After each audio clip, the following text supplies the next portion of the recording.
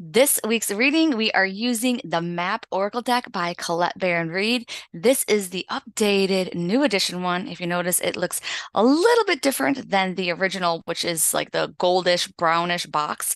And I love that inside it says explore your life's journey. And that's what we are going to do right now. So let's get started. Okay, I'm shuffling the cards and let's see what is going to be coming up for this week. I feel a lot of exciting energy. I'm almost like getting kind of nervous inside of my belly, and it's almost like there's a lot that is going on. I feel like there's a lot to prepare for this coming week. And what's really funny though is when I shuffle cards, it's like I really feel like the energy of the cards, and then I feel like almost like heat is the best way to describe it with the cards that need to come up for the week. And I shuffle a lot and I shuffle for each day and in between each day. What I notice now with shuffling these cards is that the card just came up one after another. So let's just get right to it because I just feel like it might be one thing after another this week, or it just could be that, they're progressing, like there's just one, two, three, four, five, like bam, bam, bam, bam, bam. So let's look. It says here for today is number 26, deep freeze. I don't know why, but I feel like a lot of us really need to pay attention to that number 26. So I don't know if it's like the 26th of the month or in 26 days. I'm really feeling more guided towards the 26th of the month. So if you know anybody who has passed on that date, or somebody whose birthday is that date, or somebody who is 26, years old or born in 1926, that's what I'm talking about. Is number 52 and 53 in the guidebook, and it says that this is the time to pull all of your arguments on ice. So to put all of your arguments on ice. Nothing beneficial will come from any of them. Self-care is the most important activity right now. So reflect, read a good book, and get a massage, rest, and dream. And it says everything has a season. Now is the time to put activity on hold while you rest. So taking a rest day, doing that yoga, doing that meditation. That's what you need to be doing this week, all right? You really need to not make any of those decisions. I know it seems like those decisions like, oh no, but I have to, I have to, I have to. And it's like, no, you don't, all right? So you don't have to do it. Even if it seems like you do, there might be a loophole. Figure it out, all right? Sleep on it, that kind of situation, all right? And I don't know why, but I just feel like somebody needs to hear that you've been through a lot worse. So if today is a challenging day, it's a trying day, don't worry, Spirit has got you. And I don't know why, but I also just feel this calling to tell you that everything that is happening is according to the divine plan. All right. So it's almost like if you know anybody who has, gotten sick, or somebody who has, lost all their money and things like that, it could just be part of their story. All right. And also, too, I was talking to my husband about this the other day, and it was when people in your life are sick and there's nothing that you can do. And sometimes you know that they're not going to make it, and it can be just really, really heartbreaking. It's bittersweet that you had that time, but sometimes it's kind of nice to have a warning that somebody is on their way out. So when my mom got diagnosed with cancer and she only had a couple of weeks after that, it was very difficult during that time, to where I was like, sometimes it might just be better just to have them leave one day and never be able to say goodbye. But I don't believe that anymore. I really truly do feel it's nice when you get to say goodbye. So, just kind of keep that in the back of your mind. Because if you know anybody that's on hospice and that kind of thing, that might be a little bit of what Spirit is talking about. But even if they're going to pull through and they're doing okay and those kinds of stuff, they just want you to know that it's part of their life path. So if you do know somebody who's lost all their money, who is just down on their luck and stuff like that, that could just be their path that they have to go down. Because look at how many rags to riches stories that we have heard.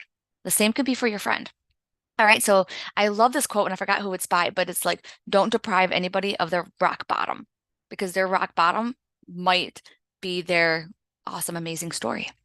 All right, so on Tuesday, OMG, WTF, it says Storm Fields. It's number freaking 9, and it reminds me of the freaking Tower card in the tarot.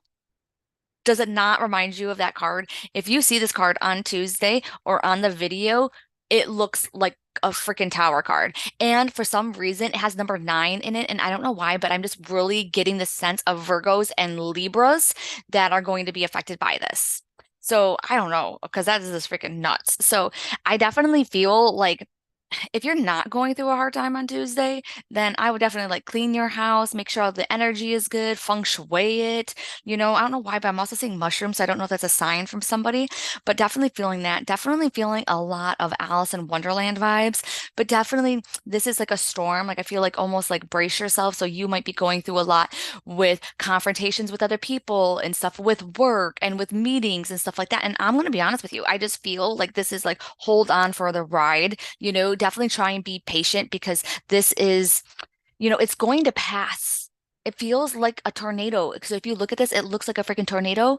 And so it's like tornadoes come in very quickly, do a lot of damage, and then they leave. So making sure that you are mitigating any kind of damages that might be happening on Tuesday. All right. So not losing your SHIT, making sure that you're not speaking when you're hangry, going ahead and making sure that you are trying to be as patient as freaking possible with people. Excuse yourself, go to the bathroom and scream, cry in the freaking car, cry in the shower. Don't make things worse for the people that are around you because it just seems like you're going to regret that going into the later of the week. Okay. So let's go on to Wednesday's card. Wizard of Awareness, and it is number 3. It does seem like on Wednesday that the energy does decrease a lot. It's number 6 and 7 in the book, which is all about balance and also spirituality. And then the 3 is about expansion, baby. So it says, let's see, mindfulness is about being observant and remaining neutral about what goes on in the world around you. This applies to the environment within you too. If you struggle inside yourself, stepping into an observer position gives you new, powerful perspective that neutralizes any discomfort or overexcitement. You have the capacity to see things clearly now, unencumbered by opinion or desire. So whatever kind of crap that you went through on Tuesday, it is cleared out, and now you can freaking see things for what they are. So you can also too just see how people reacted in the way that they did, and now you know their true colors. Or you know that like, hey, they are people that you could trust. Or maybe they were truly in the right. Maybe they're the ones that can handle your weirdness and your impatientness and your anger issues or whatever it is that you have. I definitely really feel though, on Wednesday, it definitely seems like it's more internal. I also feel downloads too, like ringing in the ears happening on Wednesday. So kind of keep that in the back of your mind. I'm also guided to the month of March as well with this number 3. So that could be any kind of anniversaries in there, anniversaries of passings and things like that, because that might give you a little bit of insight on some of the signs that you're seeing, and then also where you need to focus on. So maybe not everybody has the connection to March, but it could be the number 3, which is a third of the month. So if anybody that was born on that 3 is really freaking big.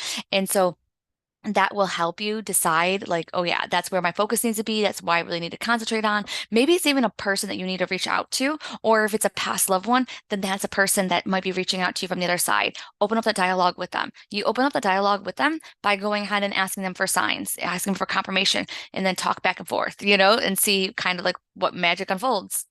All right, so on Thursday is number 22, and it is about intention. So let yourself off the hook a little bit because if you intended well and you messed up, hey, that's one thing, all right? But it's all about your intention going in. And also, too, I'm also feeling guided to what are the intention of the people that are around you? Because you might be exposed to people who don't have the best intentions for you, the people who are not looking out for you, but you might have a couple of those people that have your back, and that is awesome. So being patient with the people that are around you. I'm seeing like a flight, an airplane, and like travel and things like that. And it's like if somebody forgets something, if somebody says something, it's like, I really feel like you need to forgive them, all right? Because if they didn't intend to mess up, okay, they wouldn't intend to do you wrong. They didn't want to do this. Like, I almost feel like you need to give other people a break, but also give yourself a freaking break as well. And for some reason, this dandelion here on this card is really standing out. And also, so is the owl and the egg on this card. So the owls can symbolize like wisdom, intelligence, those kinds of things. And then the egg is going to symbolize birth, renewal, those kinds of stuff. And so it's like, I do feel like coming on this week that there can be a sense of transformation and renewal for you.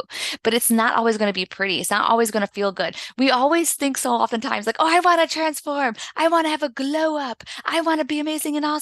But to get to be amazing and awesome, you have to really like shed some of your shadow work. You have to shed some of the CARP that no longer serves you. And that is not freaking easy. And it can be freaking hard. And to let go of conditioning and limiting beliefs that you have had since before you can freaking remember, that is freaking tough.